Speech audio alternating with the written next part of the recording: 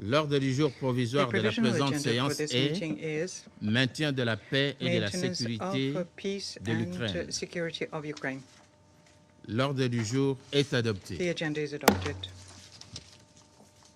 Conformément à l'article 37 du règlement intérieur provisoire du Conseil, j'invite les représentants de l'Estonie, de la Pologne et de l'Ukraine à participer à la présente séance. Il en est ainsi décidé. Conformément à l'article 39 du règlement intérieur provisoire du Conseil, j'invite les intervenants suivants à participer à la présente séance.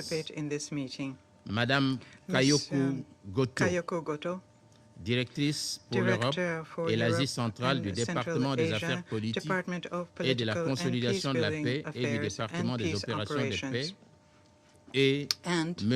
Indrika Ratwate, sous-secrétaire général aux affaires humanitaires et coordonnateur adjoint des secours d'urgence par intérim. Il en est ainsi décidé. Conformément à l'article 39 du règlement intérieur provisoire du Conseil, j'invite également M. Quentin Weiler de la délégation de l'Union européenne auprès de l'Organisation des Nations Unies à participer à la présente séance. Il en est ainsi décidé. Le Conseil de sécurité va maintenant aborder l'examen du point 2 de l'ordre du jour. Je donne à présent la parole à Madame Kayoko Goto. Mr. President, Excellencies, since we last briefed this Council on 9 July, more than 170 civilians have reportedly been killed and 1,028 injured across Ukraine as a result of intensified aerial attacks by the Russian Federation. Residential buildings, playgrounds, gas stations, markets, and logistical warehouses have been hit. Kyiv has remained under constant bombardment. Just yesterday, the 8th major missile attack on the city this month struck the residential building. 3 people were reportedly injured. In July alone, at least 56 civilians have reportedly been killed and 232 injured in Kyiv. Daily attacks are also being reported in frontline communities in the Donetsk, Kharkiv, Sumy, Kherson, Dnipropetrovsk, and Zaporizhzhia regions of Ukraine. With many civilians killed by so-called guided aerial bombs with greater capability for accurate long-distance targeting. In one such attack on 24 July, at least 6 people were reportedly killed and 9 others injured after guided aerial bombs struck the city of Sloviansk. Residential buildings, businesses, and the honorary consulate of Latvia were damaged. Earlier, on 11 July, guided aerial bombs struck residential areas in Sumy, killing 5 civilians, including a girl, and injuring 41 others, including children. In recent weeks, the Odessa region has been particularly heavily affected by repeated deadly strikes. Office for the High Commissioner for Human Rights, OHCHR, has verified that just this month, the Odessa region suffered at least 26 civilian deaths and 92 injuries. In total, since the start of the Russian Federation's full-scale invasion, OHCHR has verified that at least 1,431 civilians, including 803 children, have been killed in Ukraine. 48,613 more, including 2,960 children, have been injured. These figures account only for verified casualties. Actual figures are likely higher. Mr. President, as we reported in our last briefing, the summertime escalation has had an increasingly destructive impact on the areas of Ukraine temporarily occupied by the Russian Federation. On Saturday, occupying authorities reported that 12 people, including 5 children, were killed in a drone attack on a holiday camp in the Russian-occupied part of Ukraine's Zaporizhzhia region. In the Russian-occupied Autonomous Republic of Crimea and the city of Sevastopol, Ukrainian drone strikes on electrical substations have reportedly led to power and water outages across the peninsula. Inside the Russian Federation, local authorities continue to report increasing numbers of civilian casualties following Ukrainian strikes on oil and other industrial infrastructure in multiple regions, including most recently in Belgorod.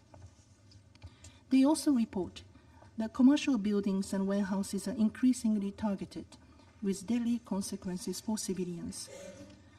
On 24 July, in Kirov region, northwest of Moscow, at least 6 people were reportedly killed and more than 24 others injured, following attacks on industrial and logistical centers. On 18 July, Ukrainian drones reportedly hit large online retail warehouses in Tambov and Moscow regions, killing 8 people and injuring more than 60 others. Similar attacks have been reported almost daily since then. In the first half of the year, OHCHR has recorded reports by local authorities of 1,846 civilian casualties, 250 killed, and 1,596 injured in the Russian Federation. This represents a 121% increase compared with the same period in 2025. Mr. President, international humanitarian law clearly prohibits attacks on civilians and civilian infrastructure. As we repeatedly and consistently stress in all our briefings, these attacks are unacceptable, inexcusable, and must stop now.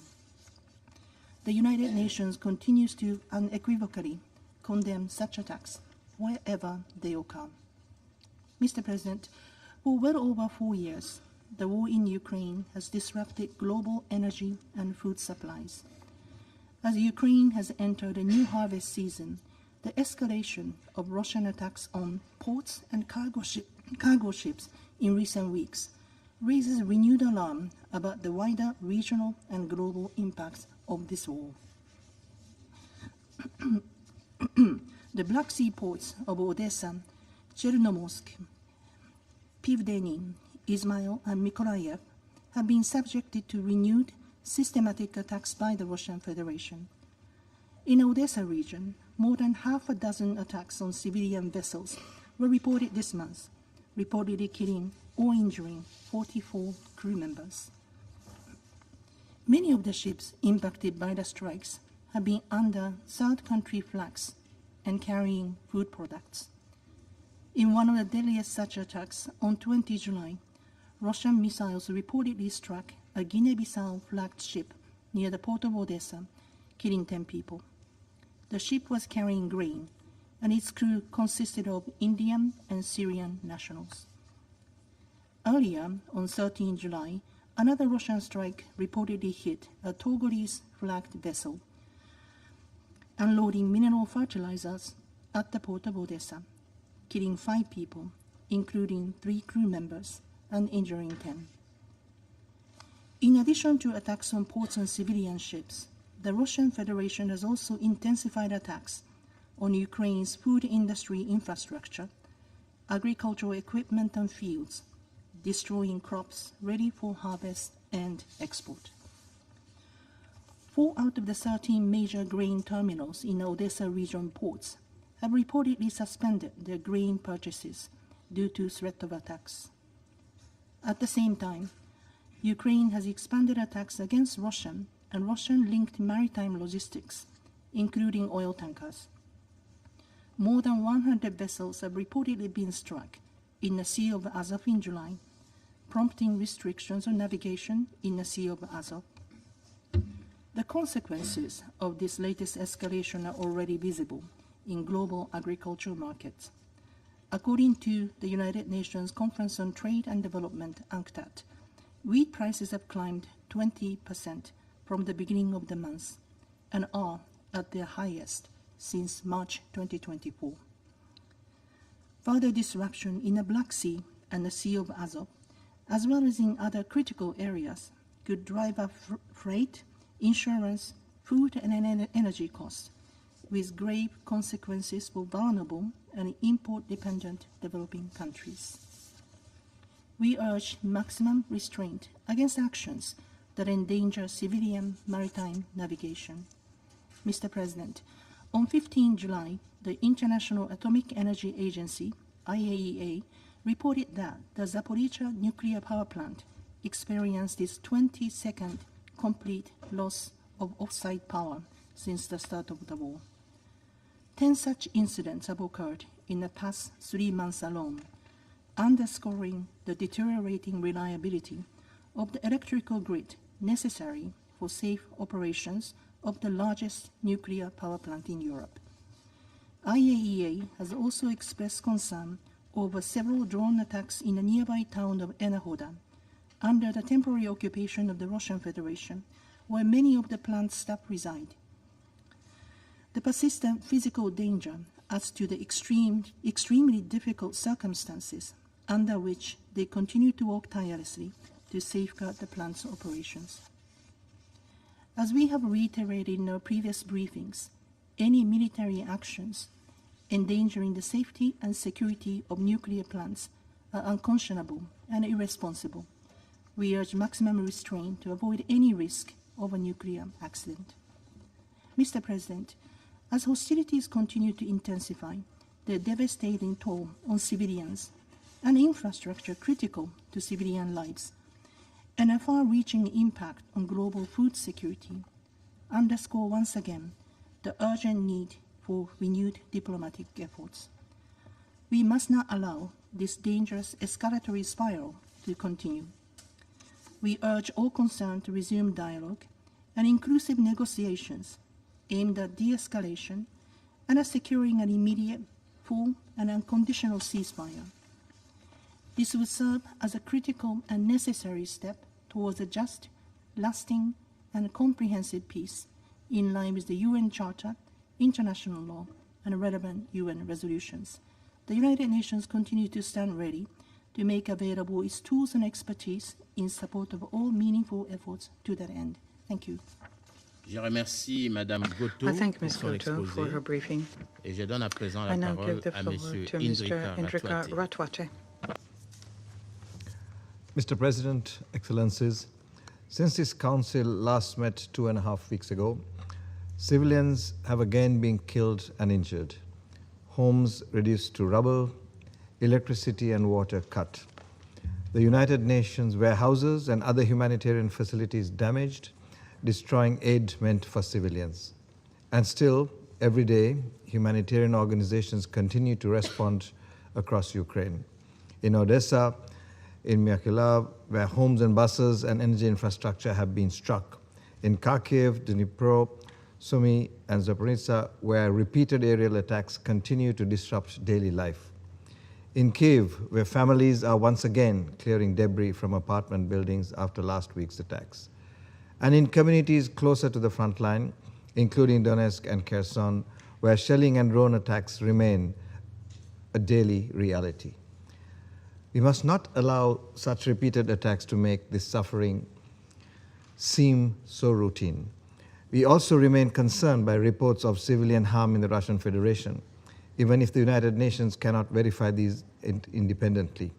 Long-range drone attacks have reportedly continued to cause civilian casualties and damage infrastructure.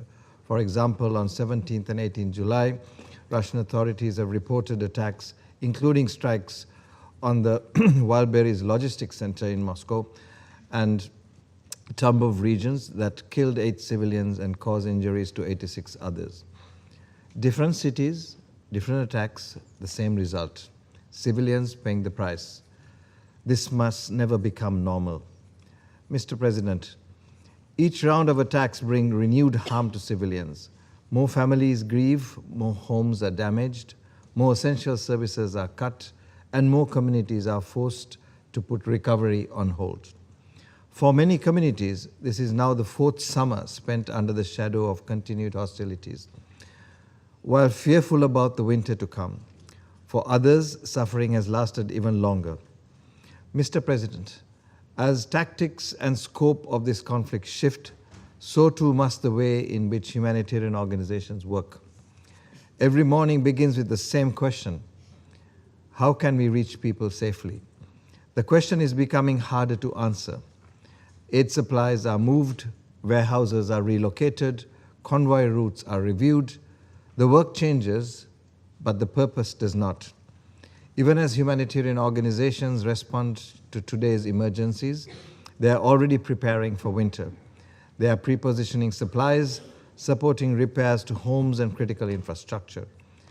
Last week, they launched the annual Winter Response Plan because communities already battered by war cannot be left to face another winter without support. Mr. President, humanitarian actors remain determined to reach people in need despite this difficult and challenging environment. They continue to deliver food, emergency shelter, cash assistance, health care, and psychological support to millions of people. Local responders continue to reach communities under extraordinarily difficult conditions. Amidst these challenges, practical humanitarian arrangements can save lives. They can support safe and voluntary evacuation of civilians and allow life-saving aid to reach civilians in need. OCHA remains committed to pursuing such practical arrangements. Mr. President, 4.5 years since the escalation of hostilities, the dangers civilians face and the way humanitarian organizations work have changed. But the obligation of parties under international humanitarian law remain unchanged and unequivocal. Wherever the parties take their military operations, civilians, including humanitarians, must be protected. The infrastructure civilians depend on must be spared. Humanitarian relief must be allowed to reach civilians in need. The parties must honor the protective purpose of international humanitarian law. Mr. President, we will keep adapting because civilians need us to adapt. We will replace destroyed supplies. We will continue working alongside local responders and continue helping civilians. But our determination should not be confused with acceptance. Humanitarian organizations find ways to keep working because this is their job. But that does not make these conditions acceptable. Nor should the extraordinary determination of civilians be mistaken for an unlimited ability to endure suffering. Humanitarian organizations will keep doing everything they can, but they cannot compensate for failures to uphold the protective aim of international humanitarian law. The responsibility to spare civilians and meet their essential needs rests with the parties to the conflict. Those with influence over them have a responsibility as well. International law is not optional. I thank you. Je remercie M. Ratote I thank pour Mr. son Ratote exposé. for his briefing. Je donne maintenant la I parole aux now membres du give the floor Conseil to qui those souhaitent council faire une members who déclaration. wish to make statements. Je donne la I parole give à the la floor to the représentante de la representative Lettonie. of Latvia. Merci, Monsieur le Président. I thank Director Goto and Acting Secretary General Ratote for their detailed and factual briefings. The briefings today clearly demonstrate that Russia continues to intensify a deliberate campaign against civilians in densely populated areas. On 19th of July, Kyiv endured yet again one of the largest reported missile attacks since the start of the full-scale invasion, while guided aerial bombs struck residential areas of the city of Zaporizhia. Deadly attacks against Ukrainian civilians continue daily. On 24th of July, in an attack against the frontline city of Slavyansk, Donetsk region, a Russian Kab-250 guided aerial bomb destroyed the building of Latvia's honorary consulate, the only permanently working European presence serving the frontline region. There were no military installations or objects nearby. That day in Slavyansk, at least 6 civilians were killed and dozens more injured, including 2 staff members of our consulate. And we express our deepest condolences to the families of those killed in these attacks, barbaric attacks, and wish full and fast recovery to all injured. Latvia strongly condemns Russia's attack against our honorary consulate, and we thank our partners for their solidarity.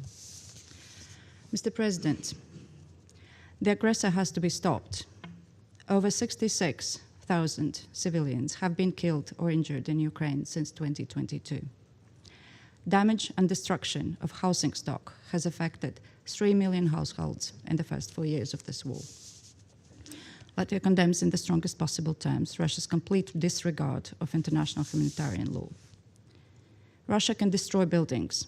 It cannot break Ukraine's will for freedom, nor Latvia's unwavering support to it. Consequences of Russia's war of aggression spill over beyond Ukraine's borders. Russia's reckless and escalatory actions in Europe continue. We express our solidarity with our ally Romania, whose airspace has been violated by drone incursions for the 3 consecutive days, a direct consequence of Russia's aggression against Ukraine.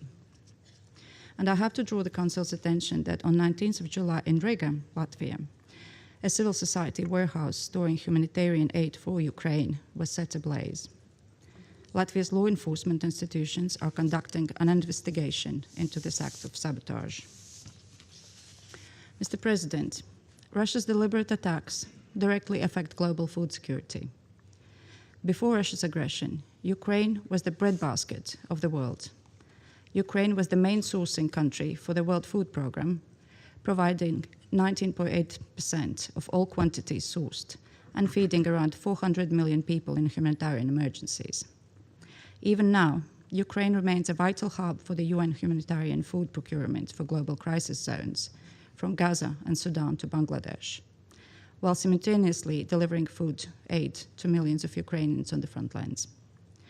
Despite having 19% of its agricultural land occupied and over 25% of its territory suspected of contamination by mines and exploded ordnance. On 17th of July, the World Food Programme warehouse in the city of Dnipro was attacked by drones 4 times in the span of 24 hours. These are not isolated incidents. World Food Programme has registered more than 90 such attacks over the last 2 years. On 19th July, 3 Russian cruise missiles hit a Guinea-Bissau flagged Turkey-owned civilian grain ship, killing 10 crew members from India and Syria, and a Ukrainian pilot. Again, not an isolated case. Civilian merchant ships and ports are regular Russian targets. Over the past month, there have been increased reports of Russia's drones deliberately dropping incendiary munitions on crop fields across Ukraine to burn down this year's harvest. Mr. President, Russia is the sole obstacle to an immediate, full, and unconditional ceasefire we are all calling for. Russia continues to use imperialist and neocolonial justifications and means in its war against the UN Charter, international humanitarian law, and international human rights. Ukraine has our full support in its fight for its sovereignty, territorial integrity, and political independence. Thank you. Je remercie la représentante de la Lettonie pour sa déclaration. Je donne à présent la parole à la représentante du Danemark. Thank you, Mr. President. And let me also thank Director Goto and Acting Assistant Secretary General Ratwate for their informative briefings. Mr. President, in the early hours of 19 July, Russia continued its relentless attacks against Ukrainian cities and fired dozens of ballistic missiles onto civilians in urban areas. Many of these civilians were either sleeping in their beds or desperately trying to reach shelters. This constituted one of the largest ballistic missile attacks of Russia's unjustified war. Tragically, that night last week was far from the only recent occasion when Ukrainian non-combatants and civilian infrastructure have been hit by deadly and clearly escalating Russian drone and missile attacks. On 24 July, a ballistic missile attack on a gathering of engineers, entrepreneurs, and industrialists outside Kyiv killed at least 11 and injured more than 100. And glide bomb attacks the same day flattened the center of Sloviansk with multiple-story residential buildings, coffee shops, and supermarkets destroyed. At least 5 civilians were killed and 15 more injured. These same attacks also destroyed the honorary consulate of fellow Security Council member Latvia. Denmark deplores these attacks and the tragic loss of life. This is a violation of international law. We stand together with Latvia and Ukraine. Russia's recent attacks also severely damaged WFP, WHO, and UNICEF facilities used to provide life-saving humanitarian assistance to the most vulnerable victims of this aggression. This was just days after an early attack hit another Red Cross warehouse in Kyiv, all part of a deeply alarming and unacceptable pattern of attacks impacting humanitarian facilities. Denmark has repeatedly called for international humanitarian law to be respected in all cases, without exception. There can be no justification for firing dozens of ballistic and hypersonic missiles on Ukraine's civilians. no pretext for highly explosive weapons with wide area effects in densely populated urban areas. Such acts constitute a blatant disregard of IHL, and those responsible must be held to account. As the Office of the High Commissioner for Human Rights reported a few days ago, first May and then June broke the grim record for the deadliest month for Ukrainian civilians since 2022. July, regrettably, seems to be heading in the same direction. This Council, the body with primary responsibility for safeguarding international peace and security, must not allow this to continue. Mr. President, Ukraine has the right to defend itself in line with Article 51 of the UN Charter. As the leaders of the NATO summit in Ankara and at the Coalition of the Willing meeting in Paris earlier this month made clear, we stand united in our unwavering support for Ukraine in defending its freedom, sovereignty, and territorial integrity. Denmark will continue to support Ukraine, including through providing humanitarian, economic, and security assistance, and stands ready with our allies to provide robust security guarantees. Ukraine cannot be denied the right to protect its civilians. The senseless killings needs to stop, and Russia's illegal war must end. Denmark stands in full solidarity with Romania, following the recent drone incursions and violations of its airspace. Russia's illegal war continues to pose a long-term threat to European security and must be brought to an end. Mr. President, in closing, Denmark once again reiterates our call for Russia to engage in good faith negotiations to achieve a just and lasting peace in line with the UN Charter. As a vital first step, we call on Russia to accept an immediate, unconditional, and comprehensive ceasefire. Over the last weeks and months, every Council member except Russia has made this call. The time is now for Russia to heed this call. I thank you. Je remercie la représentante du Danemark pour sa déclaration. Je donne à présent la parole au représentant de la France.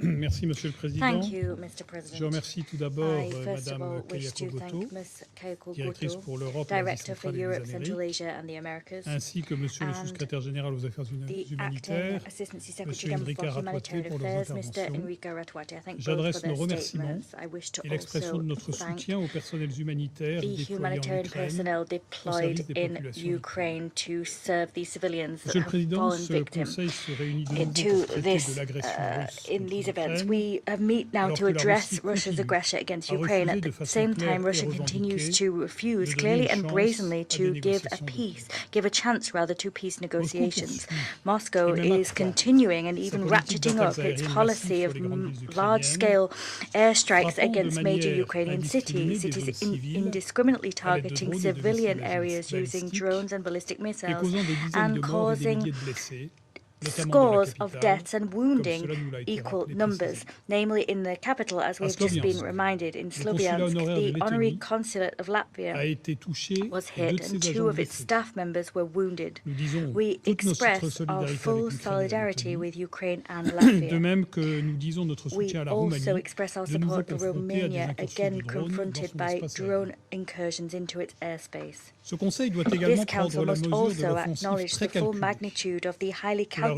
calculated lance de manière offensive renouvelée depuis that quelques Russia semaines resumed a few contre weeks les ago exportations agricoles against de l'Ukraine Ukraine's et agricultural que Madame exports. Goto Ms. a précisément Goto décrite. described in En the attaquant most precise terms et en by détruisant attacking délibérément and les deliberately infrastructures portuaires destroying d'Odessa, Odessa port les infrastructure, navires qui as well as transportent les vessels céréales ukrainiennes en transporting mer Noire Ukrainian grain in the Black et un Sea, entrepôt du Programme and alimentaire a mondial à Dnipro, WFP warehouse in la Dnipro. Russie Russia non seulement tue des civils is innocents, not only killing innocent mais de surcroît, civilians, elle met but directement en it péril la is sécurité alimentaire de directly millions de imperiling personnes, the food en security of particulier en millions Afrique of et au individuals, Moyen-Orient, particularly in Africa and the reprenant Middle East. une politique que l'on avait espéré Going back to a abandonner. policy that we depuis le début de hoped had cette been guerre. abandoned, a policy from Enfin, the nous beginning of dénonçons this les war. attaques ciblées Finally, we contre les decry the installations targeted humanitaires attacks essentielles à la against résilience de la humanitarian population facilities civile essential for the ukrainienne. recovery of Un Ukrainian entrepôt de civilians, l'OMS a WHO abritant des traitements médicaux warehouse et un entrepôt de housing l'UNICEF medical treatments and a contenant des UNICEF équipements warehouse de soutien pour la containing support population equipment to ont assist ainsi the été civilian détruits par des frappes population russes au have cours des also derniers been jours. destroyed by Russian Ces strikes attaques in violent de recent manière days. évidente These le droit attacks international clearly violate international humanitarian law. Monsieur le Président, President, face à la poursuite in de the cette escalade face dangereuse, of this La France continued réaffirme dangerous escalation, son France soutien reaffirms its indéfectible à tireless l'Ukraine. support to Ukraine. Avec le G7 à Évian, Alongside G7 at avec Evian, l'OTAN à Ankara, with NATO in avec la Ankara, coalition des and with volontaires the à Paris coalition le of the 13 juillet willing in dernier, Paris held on nous the avons 13th confirmé of notre July, appui we actif confirmed et our tangible active and à tangible l'Ukraine, support for qui Ukraine. résiste et qui Ukraine exerce son droit à has la légitime défense endured conformément and à la continues Charte to des Nations endure Unies. and exercise its right to Nous sommes self-defense in pleinement accordance with mobilisés the pour UN créer les Charter. conditions We d'une paix have juste et mobilized durable, fully to create conformément the aux principes conditions du for droit a just international and et de la Charte des lasting Nations peace in Unies, accordance with the principles of assortis de garanties de international law and the sécurité United Nations robustes. Charter, buttressed by Monsieur le robust Président, security alors qu'après guarantees. plus de 4 ans de President, guerre, after 4 la years Russie ne of parvient war, toujours Russia pas à has atteindre not ses yet objectifs sur le front, succeeded in achieving its elle goals on the continue front. de faire At the peser le same coût de cette time, guerre it continues to dévastatrice place the sur cost la of this population ukrainienne. devastating war squarely Le on the secrétaire shoulders général of des the Nations Ukrainian Unies people. a The appelé de Secretary longue General of date the à un United Nations cessez-le-feu has long immédiat, called for an complet et immediate, comprehensive, inconditionnel. and Il unconditional n'est pas le ceasefire. seul. He's not the only Son one appel to est do soutenu so. par l'écrasante His majorité appeal des is États membres supported by the issus de tous les overwhelming majority continents, of member y states compris from bien across entendu all la France. continents, including, of course,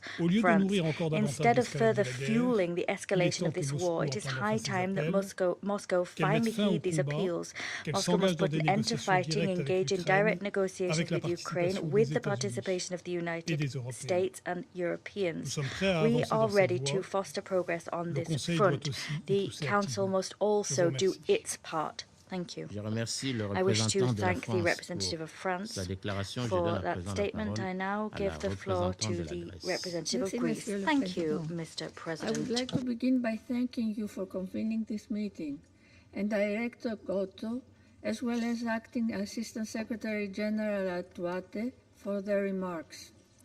Mr. President, we meet once again in the aftermath of successive waves of indiscriminated Russian strikes across Ukraine, including the largest ballistic missile attack so far on the 18th and 19th of July, causing scores of civilian casualties and extensive damage to residential areas and civilian infrastructure in Kiev and many other parts of the country, including the Black Sea. Between 17th and 20th of July, nearly 60 civilians were killed and around 370 were injured. Among the targets was a recreation park in Odessa, and children was once more again among the victims. Russia has since renewed its attacks, resulting in further deaths and injuries and the destruction of civilian infrastructure. Most recently, the honorary consulate in Latvia, in Sloviansk, was attacked and severely damaged. Diplomatic and consular premises should never be targeted. We strongly condemn the clear violation of the Vienna Convention on Consular Relations and stand in full solidarity with Latvia and Ukraine. Our thoughts are with those affected by these attacks. We also stand in solidarity with Romania over the repeated incursions of drones into Romania's airspace. Any violation of the airspace and territorial integrity of a sovereign state constitutes a clear breach of international law and is unacceptable. Over the past few months, Russia has significantly increased its use of ballistic missiles and glide bombs against densely populated areas, along with the scale and intensity of these attacks with devastating consequences. Civilian casualties from such attacks rose by 60% compared to 2025. This war has a particular impact on women and girls, with the respective casualties increasing significantly by 34% this year.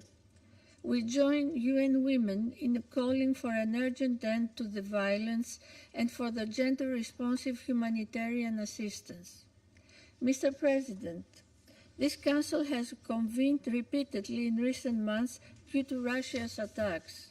But every new strike is further reason to prevent the current status quo of this war from becoming the norm. The international community must not become desensitized to the suffering of the Ukrainian people. Greece strongly condemns the latest pattern of attacks by Russia and calls for urgent de-escalation. We also deplore the increasing trend of repeated strikes against UN agencies in Ukraine, including WFP, WHO, and UNICEF, affecting the delivery of life-saving assistance to civilians impacted by this war. We reiterate that all parties must strictly comply with their obligations under international law. Any allegations of violations must be investigated and those responsible must be held accountable.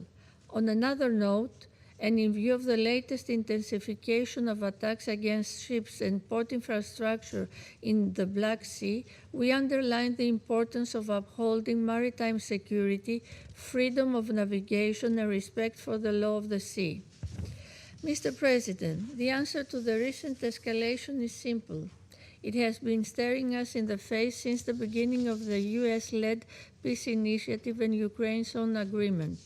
An immediate, full, and unconditional ceasefire, creating the conditions for a resumption of direct peace talks toward a negotiated settlement based on international law and the principles of the UN Charter. Greece reaffirms its unwavering support for the sovereignty, independence, and territorial integrity of Ukraine within its international recognized borders. We call on the Russian Federation to end its attacks, withdraw its forces from the international recognized territory of Ukraine, and engage in good faith efforts towards a comprehensive, just, and lasting peace. Greece, along with its partners, will continue to stand with the Ukrainian people in the fight for a sovereign and independent future. I thank you. Je remercie la représentante de I la wish to Grèce thank the pour sa representative of déclaration. Je Greece donne for à that présent la statement. I parole now à la give the floor représentante to du the Royaume-Uni. representative of the United Kingdom. Thank you, Mr. President, and thank you to Director Gauthier and to Acting Assistant Secretary General Ratouet for their briefings. As we've heard today, Russia continues to escalate in its violence against Ukraine. Russia's on track to fire well over 300 missiles at Ukraine in July, a grim war record. Around half have been directed at Kyiv alone, and the consequences are clear in the rising civilian casualty figures, but also in Russia's continued attacks on civilian and commercial infrastructure. On the 19th of July, 3 cruise missiles struck a cargo ship carrying grain from Odessa, killing 10 civilians. On the 24th of July, further attacks killed and injured civilians in Kyiv and damaged the Latvian honorary consulate in Sloviansk. And Russia's reckless actions have also resulted in repeated drone incursions into Romania over the past 4 days. The United Kingdom stands in full solidarity with Ukraine, as well as with Latvia and Romania. Russia seeks to draw a parallel between its sustained bombardment of Ukrainian cities, its illegal and brutal occupation of Ukrainian territory, and Ukraine's efforts to defend itself. But there is no equivalence. Ukraine is exercising its Article 51 right to self-defense under the UN Charter. And we welcome the announcement on the 13th of July of the Anti-Ballistic Missile Coalition, which will help Ukraine better protect civilians from Russian attacks. As the General Assembly has declared repeatedly, Russia's invasion is a violation of international law. And for what benefit? Russia now spends more on compensation for the families of dead soldiers than it does on salaries for the living. Civilians are queuing for fuel across Russia. 42% of refining capacity has been disabled, and a country with some of the largest oil reserves in the world is now importing fuel. Growth has fallen, the deficit has doubled, and the real incomes of ordinary Russians continues to decline. I urge Russia to heed global calls for an immediate, unconditional, and comprehensive ceasefire. We all want a just and lasting peace in Ukraine, one that upholds the core principles of the UN Charter and is backed by security guarantees to prevent renewed aggression. Colleagues, as my Prime Minister has made clear ahead of his meeting today with President Zelensky, the United Kingdom remains resolute in its unwavering and its commitment to Ukraine. Thank you. I thank the representative of the United Kingdom for that statement. I now give the floor to the representative of the United States. Thank you, Mr. President. Thank you, Ms. Goto and Mr. Ratwate. Russia's ballistic missile and drone strikes between July 18 and 19 reportedly killed several people and injured dozens more. One of those missiles struck a civilian grain ship in the Black Sea, killing 10 crew members from India and Syria. Those casualties and countless other deaths could have been avoided had Russia answered President Trump's call to negotiate an end to this war. As we have said before, there is no military solution to this war. Both Ukraine and Russia must return to the negotiating table. Far too much blood has been spilled. The world is paying a heavy price because of this war. It must end. The United States renews its call for an immediate ceasefire and for Russia and Ukraine to negotiate in good faith a durable resolution of this war. The United States remains prepared to play a constructive role to achieve that outcome and to facilitate talks between Moscow and Kyiv. Our commitment to peace in Ukraine is unwavering. Finally, I must point out that there is a member of this Council that will feign moral outrage and pretend to lecture the rest of us about every topic, whether it's about the very conflict we're discussing yet again today, or even those unrelated to international peace and security, like human rights. That is why we walked out during France's intervention. This disingenuous grandstanding is tiresome, but we have tolerated it out of a sense of camaraderie and mutual respect as P5 members. We have stood by this member state through every conflict in which their freedoms have been imperiled, and today I remind them that it is the United States that remains the beacon of liberty for the world. As such, we will not be affording them the benefit of listening to their politicized drivel until they renounce their condescending and disrespectful rhetoric and behave in a manner commensurate with their seat on this council. I thank you.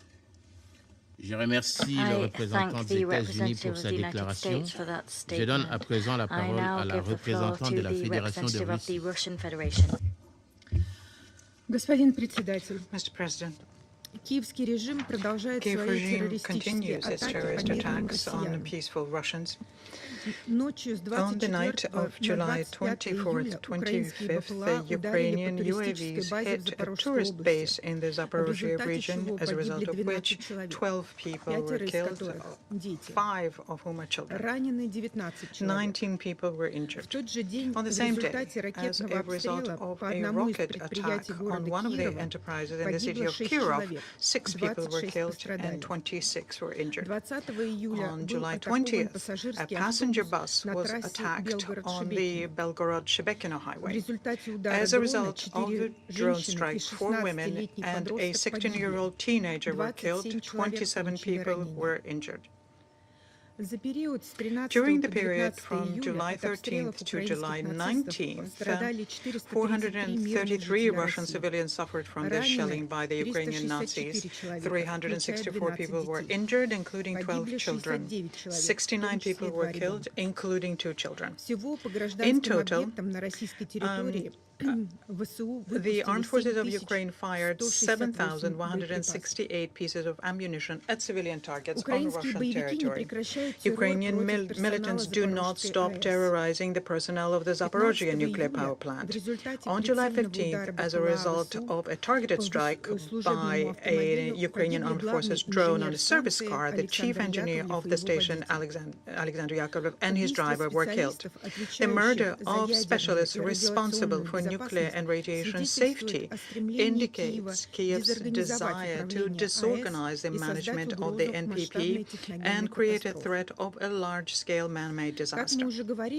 As we already said at the last meeting, the terror of the Kiev regime is becoming increasingly internationalized. Neither the territory of Europe nor foreign operators are immune anymore. From July 17th to July 20th, several tankers were deliberately attacked near the Caspian Pipeline Consortium marine terminal near Novorossiysk, including vessels chartered by Tengiz Chevroil and Kazmunay gas companies in the interest of the oil industry of Kazakhstan. This is the fifth attack on civilian facilities of the consortium which unites the largest energy enterprises in Russia, Kazakhstan, the United States, and Western European countries. Colleagues, no normal person can justify targeted strikes on sleeping tourists or buses with civilians, even though the representative of the UK did try to do just that today. But we will venture to assume the following rationale. Zelensky mistakenly expects in this way to reverse the very unfortunate situation for him at the front, so as to intimidate the civilian population of Russia, to provide an information backdrop of victory in the Ukrainian and Western media in order to continue receiving weapons and money from sponsors. The complicity and participation of Western countries in these attacks is beyond doubt. Let's look at the results of the 15th meeting of the so-called Coalition of the Willing held in Paris on July 13th under the co-chairmanship of France and the UK. The participants of this gathering announced their intention to continue supplying weapons to Kiev, increasing pressure on Russia, and providing support to Ukraine. At the same time, they demanded an immediate ceasefire on their terms, the start of negotiations with Russia from a position of strength, with the mandatory participation of the Europeans, as well as the maintenance of blocking of Russian assets and further tightening of sanctions. They also confirmed their intention to provide the Kiev regime with security guarantees after the ceasefire, which the meeting participants tried to present as exclusively defensive. But the content of the outcome document exposes this verbal disguise. It directly states that the multinational forces will have to restore the potential of the armed forces of Ukraine and will to provide support to Kiev on land, in the air, and at sea. In other words, behind the loud slogans about peace, there is a very simple plan: to use the respite to rearm Kiev and prepare a new round of confrontation with Russia. We have gone through this already, and this will not happen. I appeal to the European members of the Coalition of the Willing. The deployment of military contingents of your states on the territory of Ukraine will mean foreign intervention which poses a direct threat to Russia's security. Your units will be considered by us as legitimate military targets. But European capitals have not limited themselves to the training of foreign contingents. At the same meeting, the creation of an anti-ballistic coalition with the participation of 9 states was announced.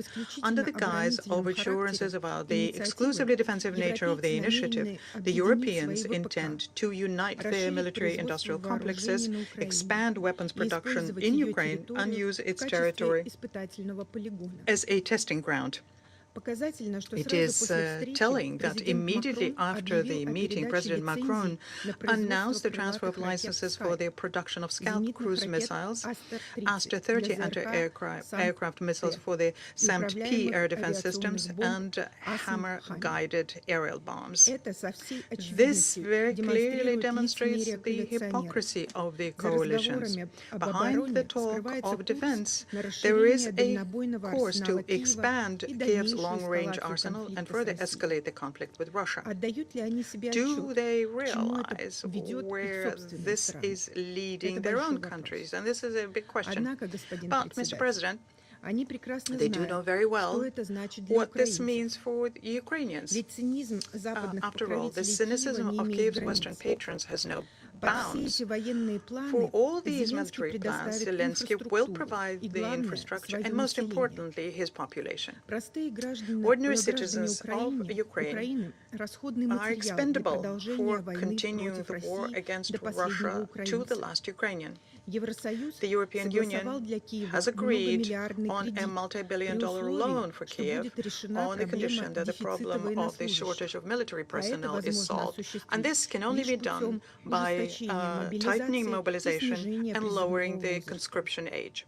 The Ukrainians themselves, by the way, do not want to die for the interests of the corrupt regime in Kiev. In Ukraine, a real manhunt of men of military age has been launched.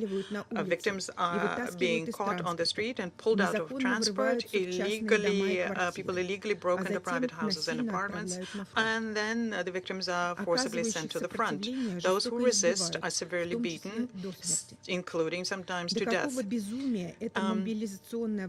madness to which this mobilization orgy has brought Ukrainian society can be seen through the recent events in Lvov.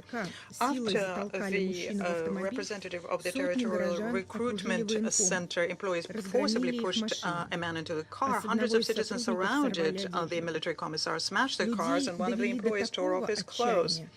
People have been driven to such despair that they are ready to tear apart the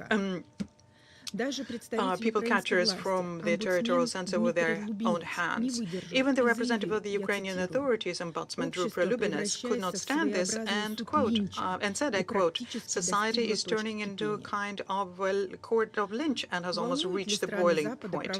Do Western countries care about human rights in Ukraine? Of course not, because they've already paid for the lives of these slaves with their billions and consider this to be a fairly good financial deal. The European members of the Security Council will again remain silent about what is happening. They will also pass over in complete silence over the statements of the newly minted Commander-in-Chief of the Armed Forces of Ukraine, Rapate, when he said, and I quote, that the Russian nation has no right to exist.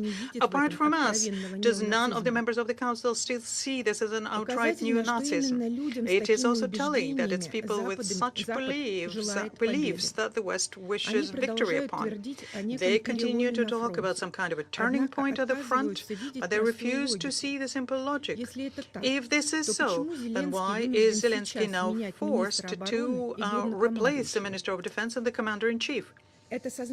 Is this deliberate information, or are you trying to self-convince yourselves or something? In any case, the collision between the illusion and reality is inevitable. And the reality is that the Russian army is step-by-step expanding its area of control, disrupting the transfer of reserves, disrupting the supply of the armed forces of Ukraine, and is consistently disabling the facilities that provide supplies to the Ukrainian military machine.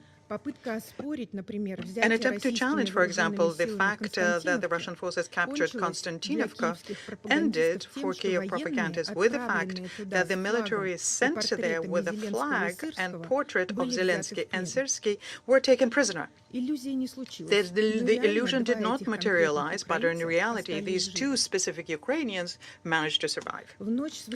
On the night of July 18th to 19th, the Russian armed forces launched a massive strike with high-precision weapons and drone strikes on enterprises of the Ukrainian military-industrial complex and military logistics in Kiev and Odessa Oblast. In Kiev, the radionics, Spetoboronmash, Meridian, and Oakline enterprises involved in the production of components for the Flamingo, FP7, FP9, and Neptune MD missiles. The repair of aircraft systems, as well as the manufacture and storage of drones, were hit. Strikes were also inflicted on the sorting terminals of Nova Pochta and the logistics center in Tarasovka, which were used for the delivery and distribution of dual-use goods and components for UAVs. In the port of Yuzhny, tanks with fuel and lubricants intended to supply the armed forces of Ukraine were destroyed. On July 24th, a group strike was carried out on a facility in the suburb of Kiev, where a demonstration of Ukrainian foreign-made UAVs used to strike civilian targets on Russian territory was carried out. Once again, we emphasize that the Russian armed forces strike exclusively at specific facilities involved in supplying the armed forces of Ukraine. In itself, the formal attribution of an object to the civilian sphere does not change the nature of its actual use. Kiev, on the other hand, deliberately places military production equipment in warehouses in urban area, uses civilian enterprises and transport in the interest of the army, and then speculates on the consequences, trying to shift the responsibility for its own practice of militarization of civilian infrastructure and violation of international humanitarian law onto Russia. This is confirmed by numerous footage of the secondary explosions of objects, as was in the Kiev suburb of Vishnyoye or on the ships in the Black Sea. In conclusion, we would like to emphasize that Russia has not changed its plans and will continue to respond to the hostilities unleashed by the Kiev regime with the support of the West against southeastern Ukraine and against Russia. We will not agree to any pseudo-agreements that do not take into account Russia's national interests. And realistic proposals are still not visible. Therefore, we will continue to achieve the stated goals and objectives of the special military operation. I thank you for your attention. I thank the representative of the Russian Federation for that statement. I now give the floor to the representative of Colombia. Thank you, Mr. President. Colombia is grateful for the convening of this meeting and for the information provided by Ms. Kayoko Goto, Director for Europe, Central Asia and the Americas from the Department of Political and Peace-Building Affairs and Peace Operations. We're also grateful for the briefing delivered by Mr. Enrique Reduarte, Assistant Secretary General of Humanitarian Affairs and Emergency Relief Coordinator. I also wish to welcome the delegations who are with us in the chamber today. My country deeply regrets the persistence of hostilities in Ukraine and their devastating impact on the civilian population. Recent attacks conducted against hospitals, civilian infrastructure, port infrastructure, and objects clearly documented as belonging to the United Nations and humanitarian organizations are unacceptable and must be unequivocally repudiated. In addition to worsening the suffering of civilians, attacks against port infrastructure threaten global food supply chains and imperil global food security. We reiterate our appeal to all parties to fully discharge their obligations under international law, in particular under international humanitarian law. All parties must guarantee the protection of the civilian population, the protection of humanitarian personnel, and the protection of infrastructure critical for humanitarian assistance and the well-being and survival of the population. Against this backdrop, Colombia wishes to recognize the work performed by humanitarian personnel and UN agencies who, in spite of bitterly difficult security conditions, continue to bring vital assistance to those communities most affected by the conflict.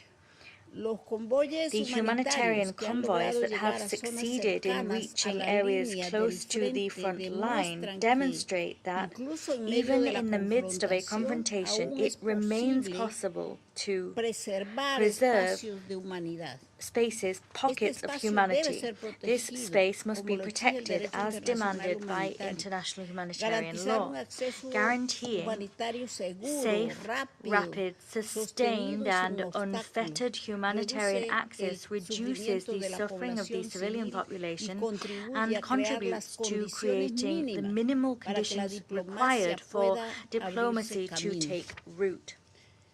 Mr. President, Colombia takes note of the statements expressing readiness to engage in dialogue made by the parties in myriad arenas in recent months. However, these statements must be translated into tangible and verifiable steps towards de-escalation, including towards an immediate, genuine, and effective cessation of hostilities. The desire to move towards a negotiated solution cannot be measured solely by statements made. This desire must be reflected in tangible decisions which serve to reduce violence, protect the civilian population, and preserve humanitarian space. At the same time, Colombia wishes to underscore that any political solution must be fleshed out within the framework of the United Nations Charter and international law.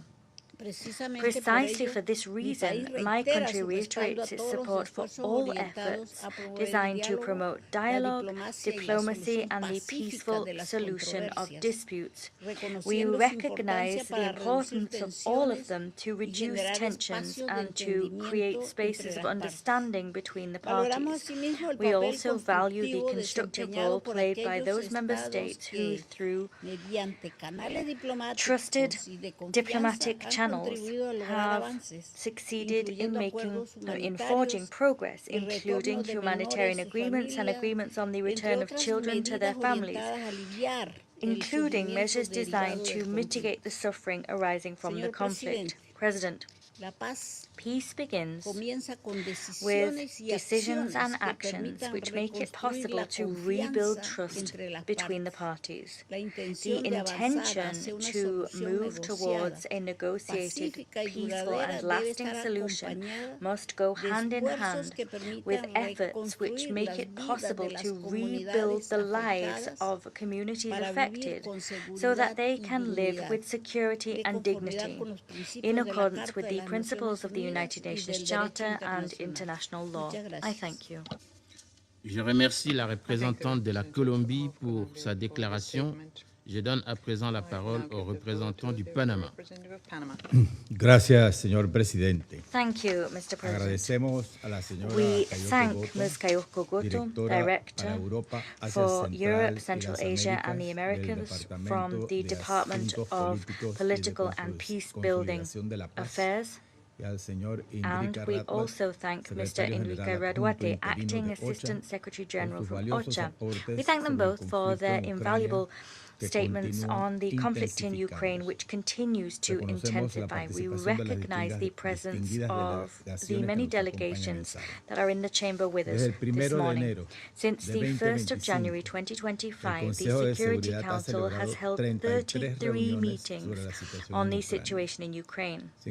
However, in spite of the intense and frequent nature of our discussions, we have not yet succeeded in producing tangible results which have allowed a credible path towards the end of the conflict to emerge on the horizon. After more than 4 years of war, we may well ask ourselves how many more council meetings will be necessary to convince the parties of an inescapable reality, that this conflict will have no military solution. As we speak, the human cost of this conflict continues to rise.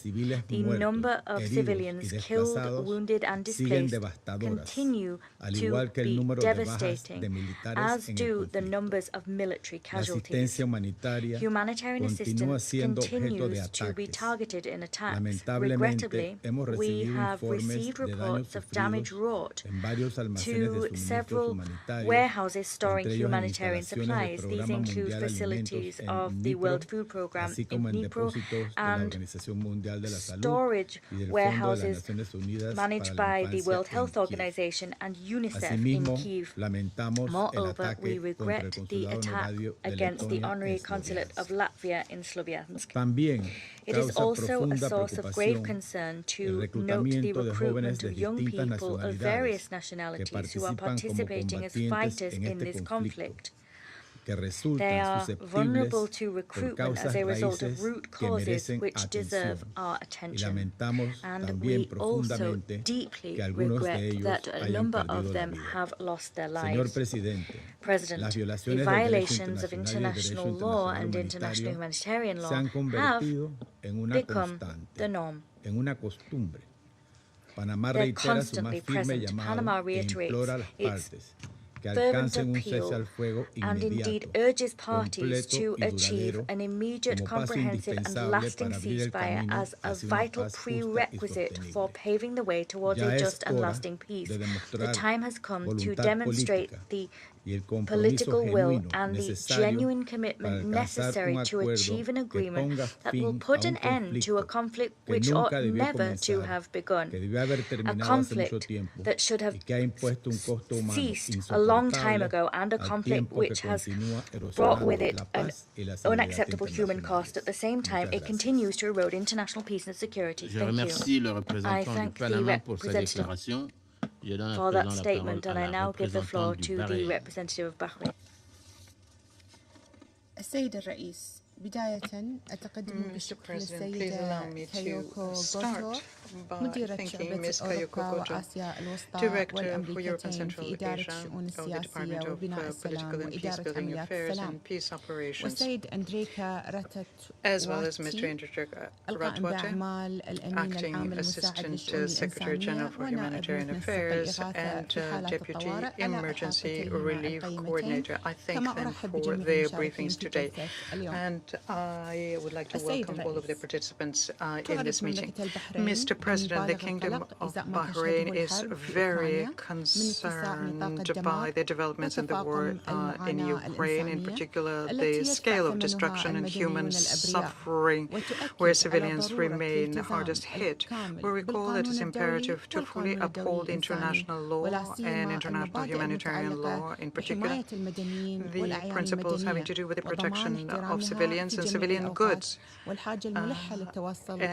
uphold them under all circumstances. It's also indispensable that we have a full and comprehensive ceasefire. We therefore call on all of the parties to undertake immediate measures so as to de-escalate, protect the civilians from the consequences of this conflict, and to work in good faith towards a ceasefire so as to put an end to the bloodbath and human suffering.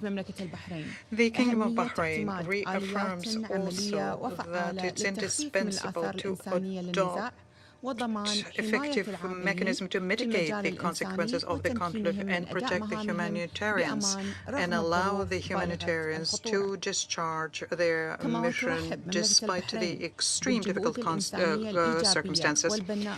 We welcome the positive and constructive humanitarian efforts aimed at lowering the escalation and increasing the chances of arriving at a peaceful solution to the Ukrainian crisis, in particular through dialogue and diplomacy.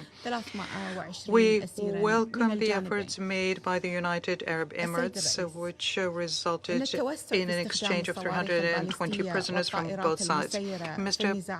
President, the intensification of the use of drones and ballistic missiles in an armed conflict only amplifies the destruction and increases human losses and makes the efforts aimed at peace increasingly difficult. And that's why, once again, we warn against a growing risk having to do with the use of ballistic missiles and drones in the conflict, all the more so since the Kingdom of Bahrain, as well as other countries of the region, are currently under heinous attacks by ballistic attacks and drones from Iran, in a flagrant violation of international law, in particular humanitarian law and Security Council Resolution 2817. despite the fact that we're not a party of that conflict. By way of conclusion, Mr. President, the Kingdom of Bahrain would like to recall our support to any and all efforts aimed at arriving at a peaceful and lasting solution through dialogue and diplomatic negotiations in line with the principles of the United Nations Charter and the provisions of international law and Security Council Resolution Je remercie la représentante du Bahreïn pour sa déclaration. Je donne à présent la parole au représentant de la Chine.主席，我感谢后藤司长、拉特瓦特代理驻联秘书长的通报。当前乌克兰问题局势发展令人担忧，近期发生多起袭击事件，当事双方出现大量人员伤亡和基础设施损毁，冲突烈度持续升级，民众苦难日益加剧，是各方都不愿看到的。这一趋势 This trend is extremely dangerous and must be reversed as soon as possible. I would like to make 3 points. First, the immediate priority is to achieve a ceasefire and end to the fighting. Recent developments have once again demonstrated that there are no winners in conflict and confrontation. Escalation of hostilities will only bring greater sufferings to civilians. An early ceasefire and end to the fighting serve the fundamental and long-term interests of the parties concerned and also meet the shared expectations of the international community. China urges an end to any attacks targeting civilians, calls on the parties concerned to remain calm and exercise restraint, and strictly comply with international humanitarian law, protect the safety and security of civilians and civilian infrastructure, and make every effort to de-escalate the situation so as to preserve prospects for an early peace. Second, the fundamental solution lies in adhering to dialogue and negotiation. At present, major parties hold widely divergent positions, and the path to negotiations remains difficult and challenging. But history has shown that conflicts can only be resolved through negotiations. As long as talks begin and continue, there remains hope for peace.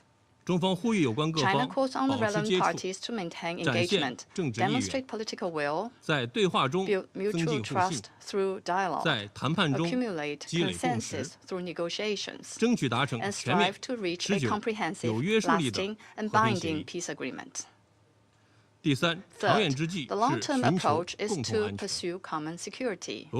Russia, Ukraine, and the European countries are neighbors that cannot move away from one another. Achieving harmonious coexistence and pursuing common security is the only realistic choice. China calls on all relevant parties to abandon Cold War mentality and bloc confrontation, uphold a vision of common, comprehensive, cooperative, and sustainable security, properly address each other's legitimate security concerns, and on the basis of full, complete, and comprehensive adherence to the purposes and principles of the UN Charter, eliminate the root causes of crisis, and promote the building of a balanced, effective, and sustainable regional security architecture to achieve lasting peace and stability in the region. President, China's position on the Ukraine issue has been consistent, always guided by the 4 shoots proposed by President Xi Jinping. We believe that the sovereignty and territorial integrity of all countries should be respected. The purposes and principles of the UN Charter should be observed. The legitimate security concerns of all countries should be taken seriously, and all efforts conducive to the peaceful settlement of the crisis should be supported. China firmly supports a ceasefire and an end to the fighting. We maintain close communication with Russia, Ukraine, and all other relevant parties, actively conduct shuttle diplomacy, and have undertaken extensive efforts in our own way to promote peace talks. China stands ready to work with the international community and continue to play a constructive role in advancing a political settlement of the crisis. I thank you, President. Je remercie le représentant de la Chine pour sa déclaration. Je donne à présent la parole au représentant de la Somalie. Thank you, Mr. President. At the outset, we thank Director Goto and Acting ASG Ratwati for their briefings. As we gather here again, we remain deeply concerned by the ongoing hostilities and the continued worsening of this humanitarian and security situation in Ukraine. Recent developments demonstrate that the longer this conflict continues, the longer human suffering is prolonged and the prospect for sustainable peace diminished. Mr. President, we are deeply troubled by the continuous escalation of military actions, including those targeting civilian and civilian infrastructure. The protection of civilian and civilian infrastructure are non-negotiable obligations enshrined in international humanitarian law. In this regard, we call on all parties to strictly adhere to their obligations under international law and international humanitarian law, and to protect schools, hospitals, and homes. Mr. President, we are convinced that there is no military solution to this protracted conflict. Diplomacy and dialogue are the only viable means to bring this crisis to an end. We reiterate that all parties must prioritize de-escalation, exercise utmost restraint, and commit to an immediate and comprehensive ceasefire. Mr. President, while we note the complex challenges surrounding the diplomatic engagement, we acknowledge the high-level contacts and discussions aimed at exploring pathways toward peace. We encourage all international efforts and bilateral engagement that seek to build trust and establish constructive paths toward a de-escalation of hostilities. A durable and just resolution must address the underlying root causes of the conflict and fully be consistent with the purpose and the principles of the United Nations Charter. Lasting peace will require a compromise, confidence-building measures, and a shared vision of common and sustainable security. In closing, Mr. President, my delegation reaffirms its unwavering support for all diplomatic efforts to achieve a resolution that restores peace, security, stability in the region. The people of Ukraine and all those affected by this conflict deserve peace, prosperity, and dignity. I thank you. Je remercie le I représentant thank the de la representative Somalie of pour sa Somalia for the déclaration. Je donne à statement, and présent la I'll give the parole floor au to the représentant du representative of Libéria. Liberia. Thank you. Thank you, Mr. President. I join in thanking the briefers for their qualified insights. Liberia takes the floor in a dual capacity. As an elected member of this council and as the world's leading flag state, representing over 300 million gross tons and 17% of global merchant shipping.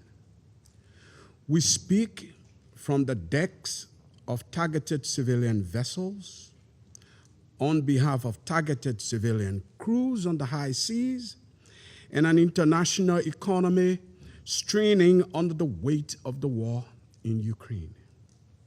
Mr. President, in the strongest terms, Liberia condemns the strike on the LPG tanker Gas Lisbon in international waters, which killed one civilian seafarer and injured 3 others. We extend our deepest condolences to his family and our solidarity to the survivors. These mariners wore no uniform, no military uniforms, carried no weapons, and sought no combat. They were civilian workers keeping the world powered and fed. The subsequent damage to the bulk carrier Christiana B confirms that these attacks are no longer isolated incidents. They represent a systematic and concerning threat to global maritime commerce. Excellencies, attacks on merchant shipping are not merely tragic incidents. They are direct violations of international humanitarian law, breaches of International Maritime Organization safety norms, and a flagrant denial of the freedom of the high seas guaranteed under Article 87 of UNCLOS. When combat zones engulf international waters, the consequences do not stop at the Black Sea coast. More than 80% of global trade moves by sea. When maritime trade routes become shooting galleries, war risk insurance spikes, supply chains stall, and energy and food prices, as we have heard, surge. For developing nations, particularly across Africa, these translate directly into higher fuel prices at the pump, prices of food on the family table, and an unjust tax on the developing world paid by ordinary citizens, most of whom cannot afford it. While the destruction within Ukraine and the expanding theater of the war is devastating, including to civilians and civilians' infrastructure, and in the deaths of civilians, and especially attacks, heartbreaking attacks against civilian infrastructure, its ripple effect on global food and energy security affects us all. This brings us, therefore, to the fundamental reality of this crisis. We view the persistent refusal to abandon military escalation not as strength, but as a fatal diplomatic intransigence, a tragic unwillingness to face the inescapable truth of this conflict. History offers us a stark, unyielding lesson. When this war finally ends, as all wars inevitably do, it will end at a negotiation table with mostly the same diplomatic interventions that are available to the parties today. The principles of sovereignty and international law will not change. The only difference between a settlement reached today and a settlement reached years from now is the intervening death, irreversible destruction, and wasted human life that no treaty can ever undo.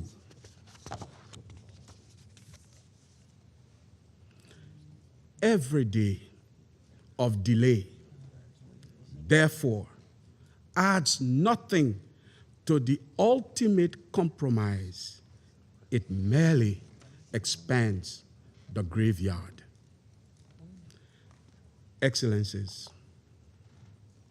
the world cannot afford an indefinite war of attrition, nor can we accept the premise that a lasting solution can be achieved on the battlefield alone. Military victories, as Liberia painfully learned, are fleeting and blood-soaked.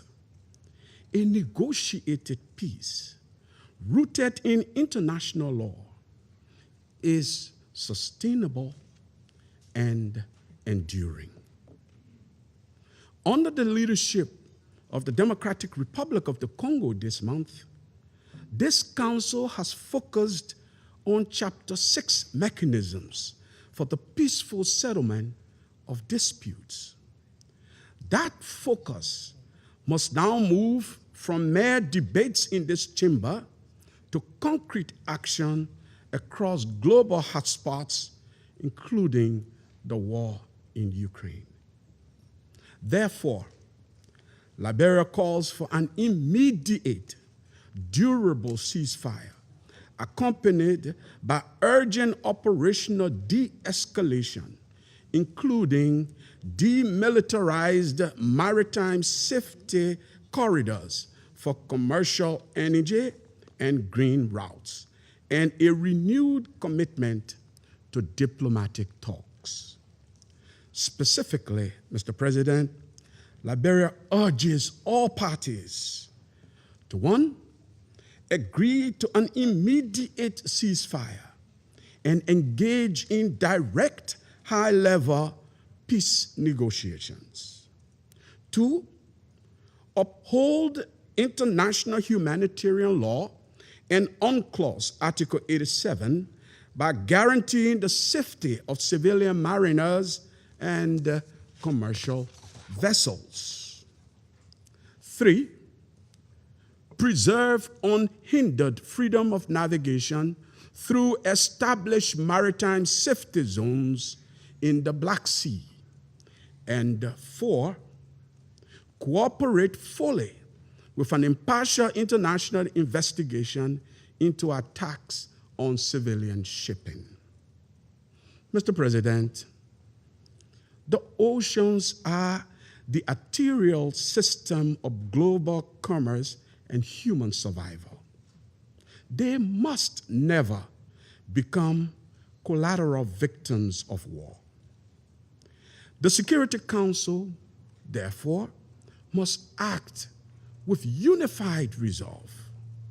Let us help silence the guns on land so that we may restore safety on the seas and deliver the peace that the international community demands, the people of Ukraine desire, and the people of Russia, I am sure, need. I thank you for your kind attention. Je remercie le représentant du Libéria pour sa déclaration.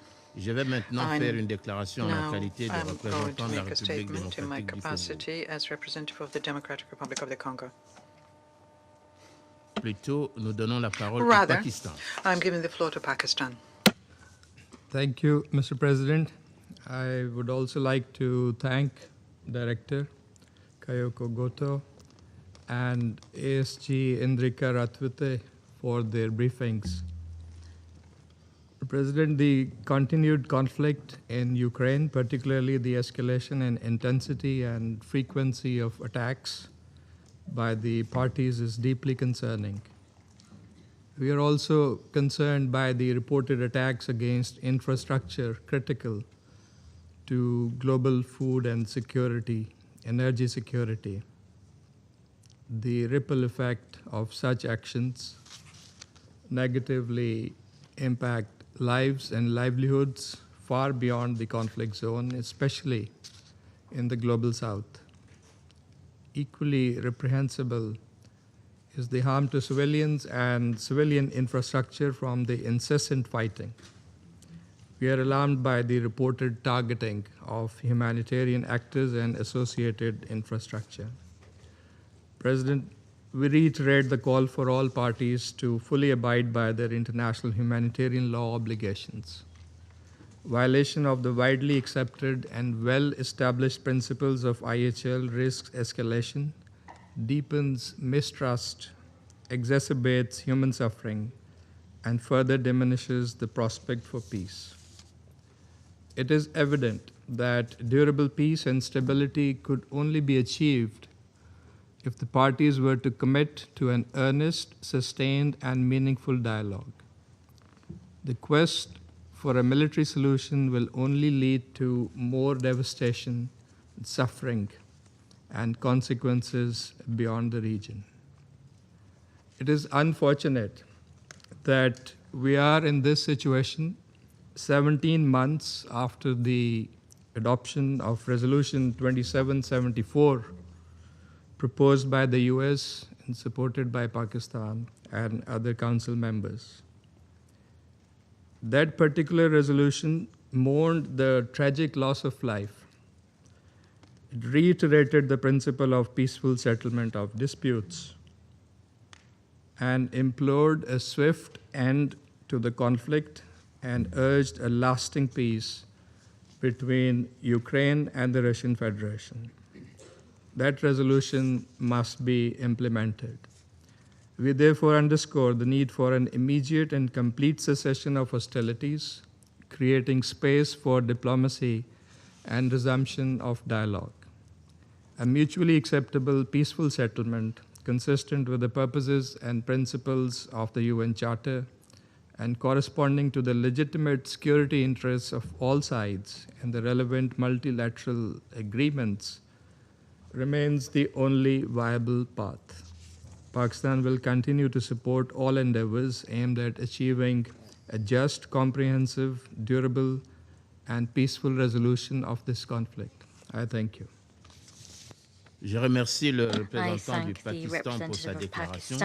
Je vais maintenant faire une déclaration en ma qualité de représentant de la République démocratique du Congo. Distingués membres du Conseil, la République démocratique du Congo remercie Mme Kayoko Goto, directrice et responsable par intérim pour l'Europe, l'Asie centrale et les Amériques, au département des affaires politiques et de la consolidation de la paix, ainsi que M. Indrika Ratwate, acting Assistant Secretary General for Humanitarian Affairs, and au sein du bureau de la coordination des affaires humanitaires pour leurs exposés.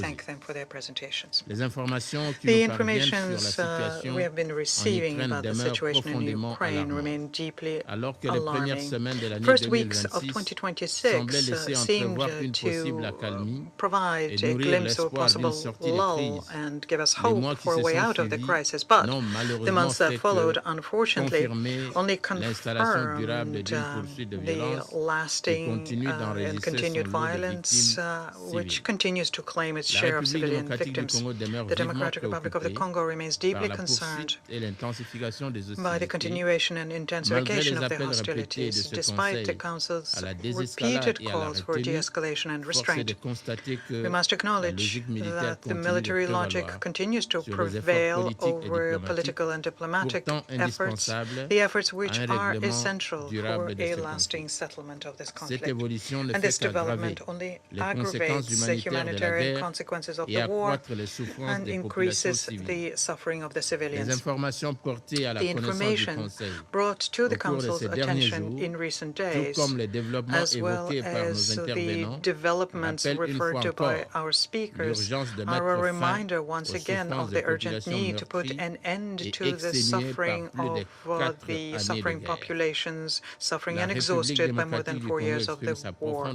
The Democratic Republic of the Congo expresses its deep sympathy to all the civilian victims of the conflict and reaffirms its solidarity with the impacted populations wherever they may be. We also take this opportunity to reiterate that civilian populations and the infrastructure which are essential for their survival must never be targeted and must be fully protected in accordance with international humanitarian law. En effet, notre indignation ne peut être que plus vive lorsque les statistiques présentées par la mission de surveillance des droits de l'homme des Nations Unies en Ukraine font état d'une augmentation de 37% du nombre de victimes civiles au premier semestre 2026 par rapport à la même période en 2025. Ces chiffres illustrent avec force le coût humain grandissant du conflit et confirme que la poursuite de la logique militaire continue de frapper durement les populations civiles de part et d'autre de la frontière. Distingués membres du Conseil, réaffirmant son profond attachement au but et principes de la Charte des Nations Unies, ainsi qu'au respect du droit international et du droit international humanitaire, la République démocratique du Congo rappelle qu'il ne saurait y avoir de solution militaire à ce conflit. Chaque nouvelle offensive, quelle qu'en soit l'origine, prolonge le contenu de violence, accroît les souffrances humaines et éloigne davantage les perspectives d'une paix. La délégation renouvelle par conséquent son appel à la cessation des hostilités, à la protection effective des populations civiles, ainsi que des infrastructures indispensables à leur survie, et à l'instauration d'un cessez-le-feu susceptible de créer les conditions favorables à un véritable processus politique. La République The Democratic Republic of the Congo remains aware of the diversity of perceptions surrounding the origins, development, and responsibilities related to this conflict, and recalls, however, that this plurality of assessment should never lead to a diplomatic paralysis. Indeed, my delegation maintains that genuine peace can be achieved only if the concerns of all parties are heard and addressed responsibly, judiciously, and in good faith, in full compliance with the Charter of the United Nations and international law. In this regard, my delegation would like to recall the Council's recent high-level debate on strengthening the mechanisms for the peaceful settlement of disputes, as in the wake of Resolution 2788. This debate was a timely reminder that the Charter of the United Nations provides states with a set of instruments for preventive diplomacy and peaceful settlement of disputes, including negotiation, mediation, reconciliation, arbitration, and judicial settlement. And the full recourse to these remains more necessary now than ever. The Democratic Republic of the Congo therefore calls on the parties to resume without delay a frank, sincere, and inclusive dialogue conducted in good faith with the support of the United Nations on all actors likely to contribute in an impartial and constructive manner to the rapprochement of positions. These efforts must be aimed at the achievement of a just, lasting, and mutually acceptable peace with respect for the sovereignty, political independence, and territorial integrity of states in accordance with the purposes and principles of the United Nations Charter. The Security Council cannot limit itself to periodically noting the deterioration of the situation. It's up to the Council to preserve the channels of diplomacy, to support credible mediation initiatives, and to encourage all steps likely to promote a lasting de-escalation. In conclusion, the Democratic Republic of the Congo remains convinced that only a political solution will make it possible to put a lasting end to this conflict. Our collective responsibility is to silence the guns, to stop the continuation of violence which strikes civilian populations, and to create conditions conducive to a just, lasting, and mutually acceptable peace. To that end, my delegation will continue to support any credible initiative based on dialogue, preventive diplomacy, and the peaceful settlement of disputes in accordance with the purposes and principles of the United Nations Charter.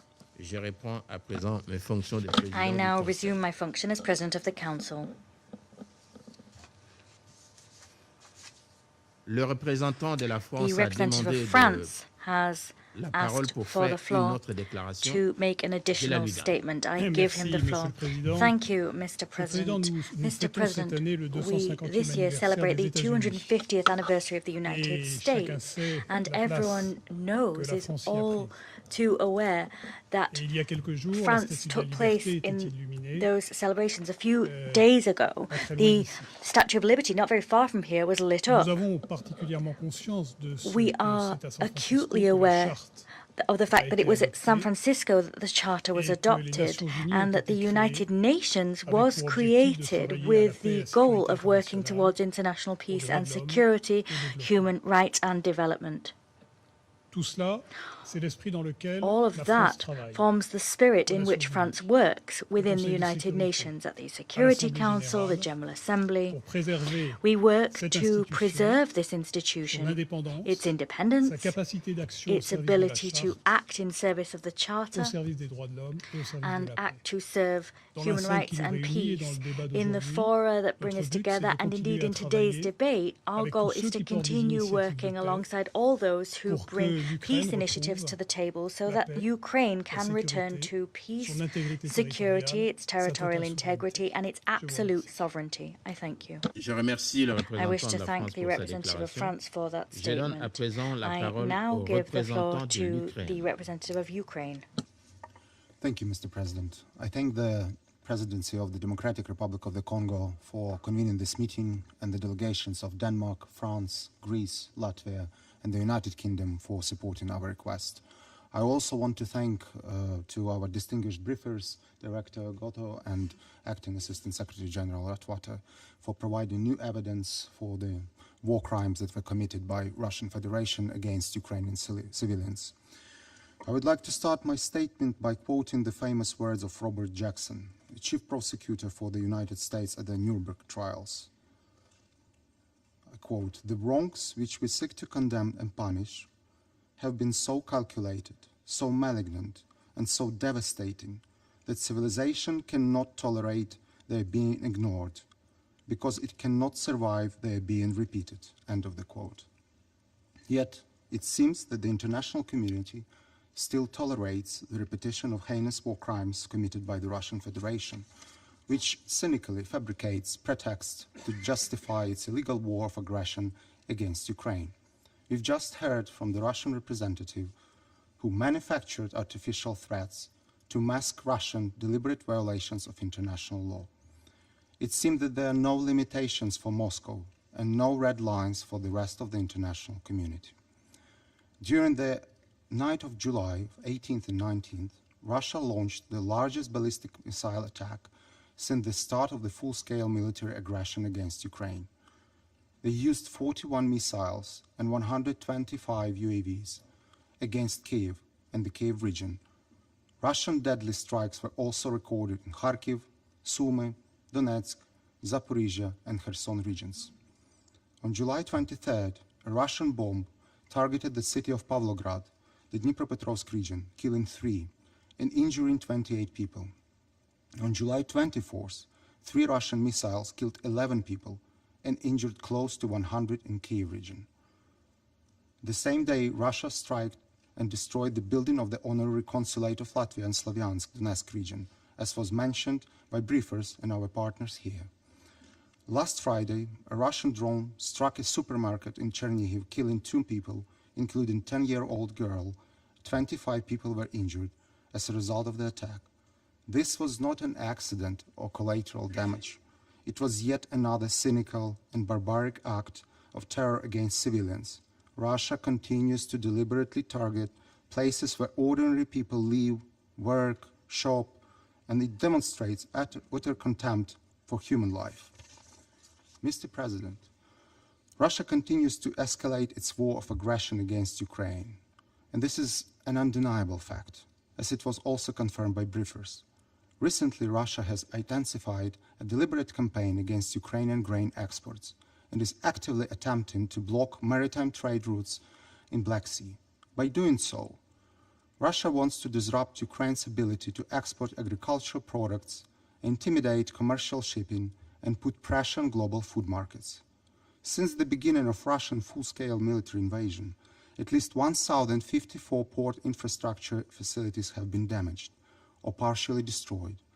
232 civilian vessels have been damaged, and 307 civilians have been killed or injured as a result of Russian deliberate campaign of terror which targets Ukraine port infrastructure and civilian shipping. In June and July alone, Russia attacked almost 50 cargo ships. These attacks killed more than 30 people. The most recent and one of the gravest incidents occurred on 19th July, when 3 Russian cruise missiles struck the Guinea-Bissau flagged bulk carrier Golden Leo, owned by a Turkish company. The vessel was attacked while carrying Ukrainian grain through a maritime corridor. 10 people were killed, including a Ukrainian maritime pilot, while 8 crew members were rescued. The vessel posed no military threat. Yesterday, the Golden Leo sank off the coast to Odessa. On the same days, Russia attacked another foreign commercial vessel sailing under the flag of Antigua and Barbuda near Odessa, killing 1 crew member and injuring 3 others. Another civilian vessel under the flag of Republic of Marshall Islands was struck in the port of Odessa, leaving 4 crew members injured. Within less than 48 hours, Russia attacked 3 separate foreign merchant vessels operating near Ukrainian ports. Ukraine expresses its deepest condolences to the families and all seafarers and port personnel killed in these attacks. Russian attacks caused injuries among civilian seafarers from Ukraine, Egypt, Syrian Arab Republic, and India. Thus, such attacks have an impact on interests of many members of this organization. These facts are difficult to explain as coincidence or accident. These are deliberate actions. Since 22nd July 2026, maritime exports through Ukraine's ports have been suspended as a result of Russian attacks on civilian commercial vessels. The implications of this fact are obvious, and the timing of these attacks is particularly revealing. They are taking place at the height of harvest season, when millions of tons of Ukrainian agricultural products are expected to reach global markets. According to Ukrainian authorities, since the beginning of July alone, 31 merchant vessels have come under attack. Russia understands perfectly well what the consequences for such actions may have. More than 90% of Ukraine agriculture exports pass through Black Sea ports. Such attacks put the pressure on global food markets and increase uncertainty for countries that depend on Ukrainian agricultural export. And the consequences are felt far beyond Ukraine and Europe. Millions of families in Africa, Asia, Latin America, and Middle East ultimately pay the price when the grain shipments are disrupted, transport costs increase, and commercial shipping becomes more dangerous. Mr. President, in 2022, with the help of the Secretary General Antonio Guterres and our Turkish partners, we established the Black Sea Grain Initiative. It made an important contribution to global food security. Russia later withdrew from the initiative unilaterally. Having taken that decision, it subsequently attempted to place responsibility on the United Nations and the Secretary General. We have categorically rejected such allegations. It's Russia who withdrew from the initiative by its own choice, disrupted a mechanism that benefited countries across multiple continents, and now questions the role of the institutions that helped make that mechanism possible. Delegations can assess these facts for themselves. Ukraine, in part, expresses its full support for the Secretary General and his consistent position in defense of the Charter of the United Nations, international peace, and international security. We have launched the maritime corridor in the Black Sea in order to support these efforts, while Russia continues to target them with missiles and drones. One important fact should not be overlooked. Nobody is attacking Russian grain routes, striking Russian merchant vessels, or destroying its grain terminals. Ukraine implements its right to self-defense guaranteed by the UN Charter with the caution and respect for international law.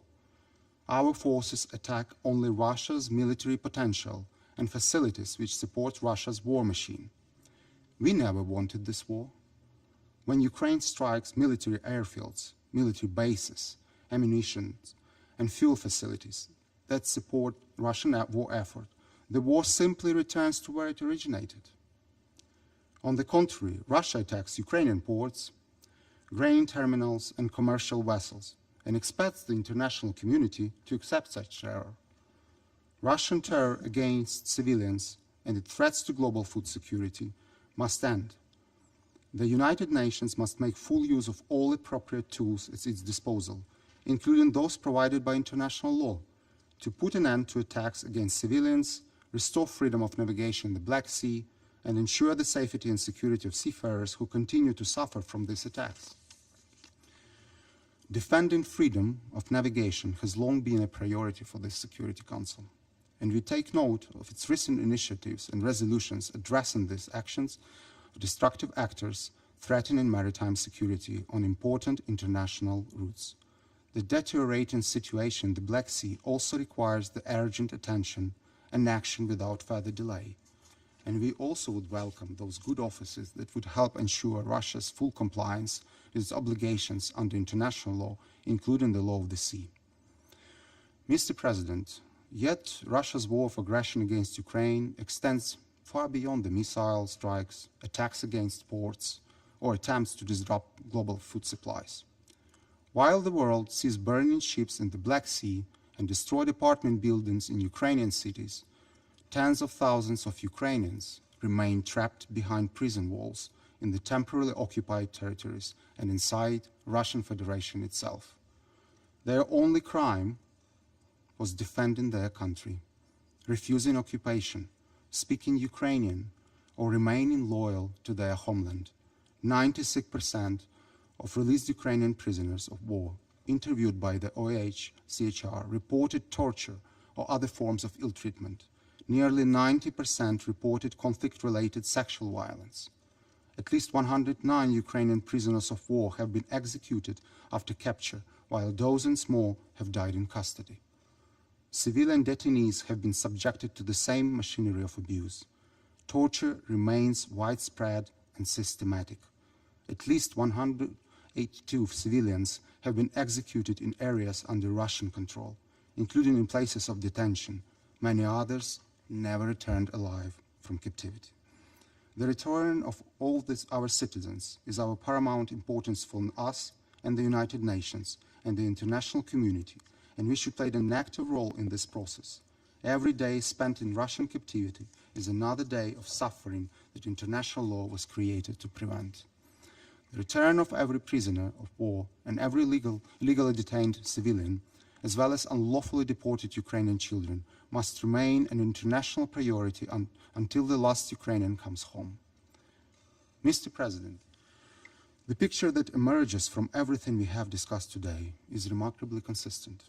Whether we speak about missile strikes against residential neighborhoods, attacks against grain terminals and merchant vessels, or torture chambers hidden behind the prison walls, we are dealing with different manifestations of the same policy. As Voltaire once famously said, those who can make people believe absurdities can make people commit atrocities. This is what Russian society is going through, and those responsible bear full responsibility for these war crimes. Moscow does not cherish the lives of its own citizens, as imperial ambitions remain at the top of its agenda. All efforts by Ukraine and our allies to restore peace have been met with escalation by Russia. Everything indicates today that Russia is preparing for a new wave of mobilization, destruction, and deaths. And as President Zelensky recently indicated, Russia wants 30,000 more troops from the DPRK to support the operation. Yet another demonstration of the Kremlin's regime malicious intentions was deranged by the history lesson delivered by Russia's ruler yesterday evening. His distorted understanding of history and the world, coupled with yet another attempt to shift blame for the regime's own crimes onto others, is far more than effort to justify Russia's war of aggression against Ukraine. It is a diagnosis of an entire system that can survive only by feeding on bloodshed, suffering, and fear. Such rhetoric once again exposes the true nature of the Kremlin regime, one built on lies, violence, and imperial ambition. Thus, we call on our partners to put all efforts into real steps, which will restore comprehensive, just, and lasting peace. This requires increasing support for Ukraine, strengthening pressure on Russia, and further weakening its war capabilities. And we also echo the same request that was announced today by our partners. It's time for action, not deliberations. Thank you, Mr. President. Je remercie le représentant de l'Ukraine pour sa déclaration. Je donne à présent la parole à la représentante de l'Estonie. Thank you, President. I have the honor to speak on behalf of the Baltic states. We align ourselves with the statement of the European Union. Now in the 5th year of its full-scale aggression against Ukraine, Russia shows no signs of abandoning its imperialistic objectives in subjugating Ukraine. Recent weeks have seen some of the most intensive aerial attacks since the full-scale invasion began. Combined missile and drone strikes hit cities across Ukraine, killing and injuring civilians and destroying homes, hospitals, schools, and other essential infrastructure. A Russian strike on a UNICEF warehouse in Bilohorodka destroyed humanitarian supplies worth nearly $4 million. On the 24th of July, a Russian strike destroyed the premises of Latvia's honorary consulate in Slovyansk, in clear violation of international diplomatic norms. We condemn these unlawful and despicable attacks in the strongest possible terms.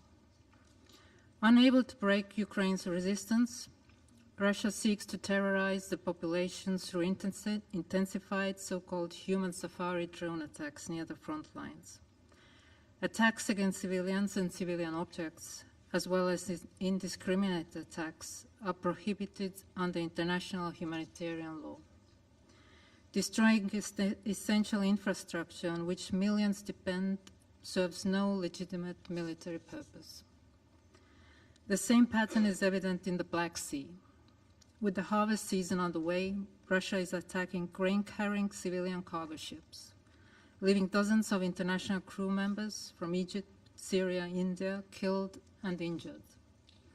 Deliberately disrupting Ukraine's maritime export corridor, Russia is targeting global food markets, raising risk of hunger for millions in Africa, Asia, and the Middle East.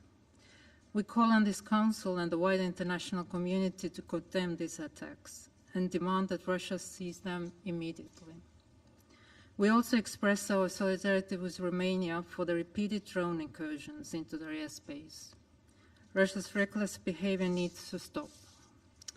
Mr. President, Russia's armed and security forces have been repeatedly listed in the annexes to the Secretary General's reports for grave violation against children and are now also listed for conflict-related sexual violence, following the verification of 310 cases of such violence against Ukrainians. Security Council Resolution 2242 welcomed the Secretary General's decision that all countries repeatedly listed in the annexes to his reports are prohibited from participating in UN peacekeeping operations.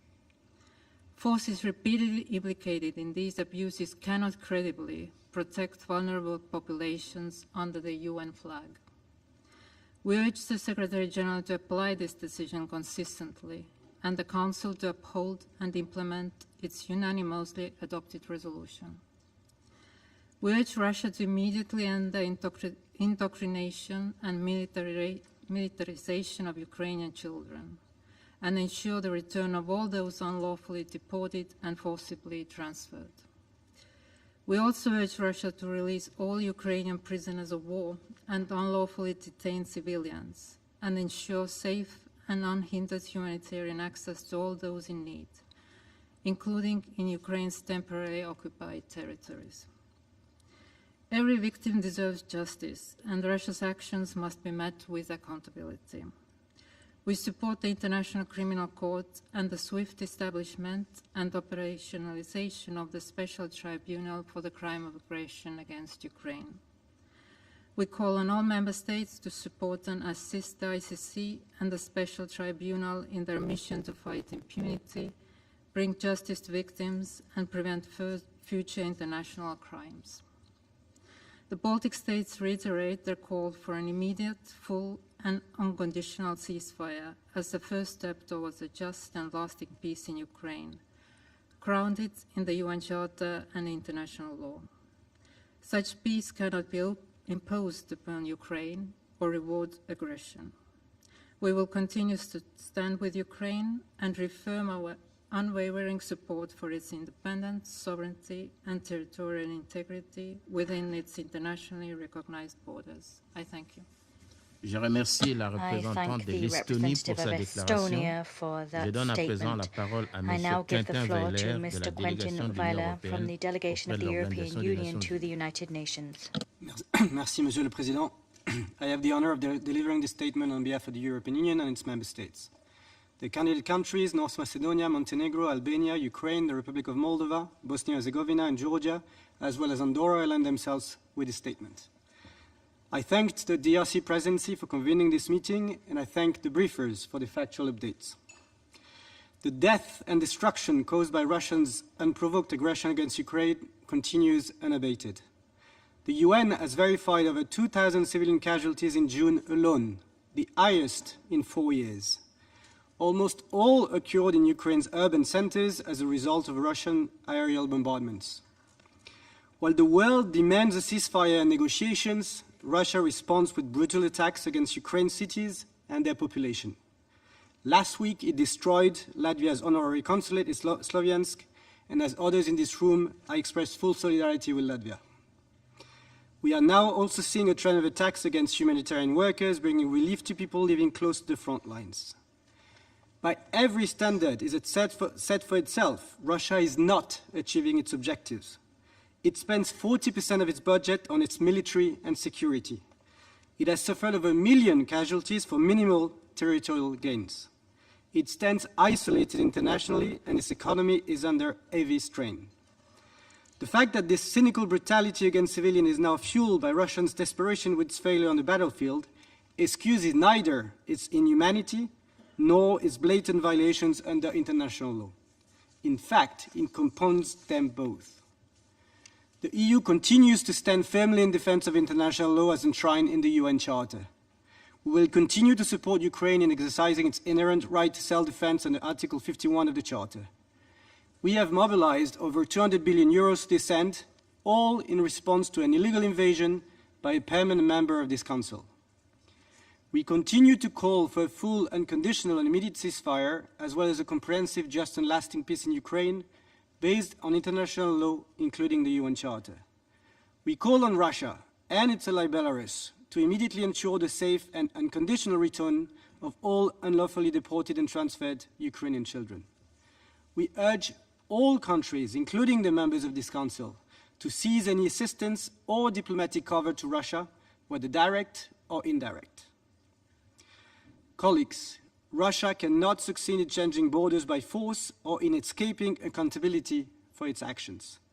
The sooner Russia realizes this, and the sooner it ends its aggression and comes to the negotiating table, the sooner this senseless cycle of death and destruction has a chance to end.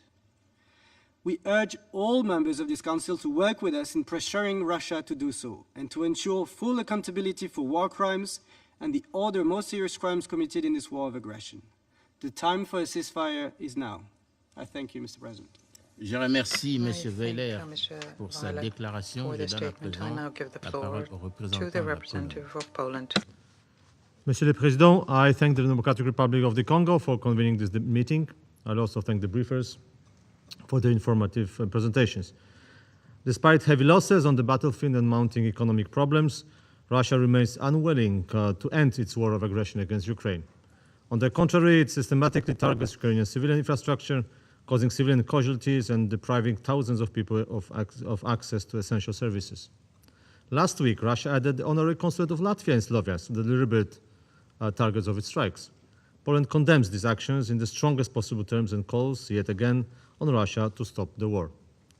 The recent escalation of Russian attacks against Ukraine's Black Sea ports and commercial vessels is already disrupting maritime traffic and poses a serious threat to Ukraine's export capacity, particularly with regard to agricultural products. These deliberate attacks undermine not only Ukraine's economy, but also global food security and the fundamental principle of freedom of navigation. Poland strongly condemns the recent drone incursions into Romanian airspace. Russia's provocations, especially across the eastern flank of NATO, from Estonia through Poland to Romania and other allies, are clear violations of international law. Mr. President, this Council has repeatedly heard Moscow's narrative about the alleged root causes of the war and its so-called legitimate security concerns. These are propaganda slogans that bear no resemblance to reality. It is time to stop repeating these narratives and instead focus on the facts. Ukraine was not a NATO member in February 2022, nor was its accession imminent. Claims that Ukraine or NATO pose a threat to Russia's sovereignty were never supported by the strategic realities preceding this invasion. Indeed, when one listens to Russia's bizarre justification for this war, it becomes increasingly difficult to understand what really objectives Moscow claims to be pursuing. Its explanations are detached from reality. We therefore call on all members of this Council to reject these false narratives and remain guided by the facts. And the fact is that Russia's revisionist neo-colonial policy long predates 2022. For years, Moscow has sought to preserve a sphere of influence over its neighbors through military aggression, coercive diplomacy, economic pressure, cyber operations, and disinformation. This is not the behavior of a state acting in self-defense. This is the behavior of a state pursuing domination and imperialism. Russia's rhetoric about the legitimate security concerns reflects its outdated imperial mindset rather than any genuine response to an immediate threat. It is Russia that has become the principal source of insecurity in Europe. The only way to address the so-called root causes of this war is for Russia to change its own policy. In the meantime, Ukraine has an inherent right to defend itself against Russia as enshrined in Article 51 of the UN Charter. Mr. President, the path to peace is clear. It requires pressure on Russia by the international community, including the members of this Council, so that Russia finally engages in meaningful negotiations. We call on all the United Nations member states committed to peace, international law, and the Charter to strengthen these efforts. And I thank you. Je remercie le représentant de la Pologne pour sa déclaration. Il n'y a plus d'oratrices ou d'orateurs inscrits sur la liste. La séance est levée. The meeting is adjourned.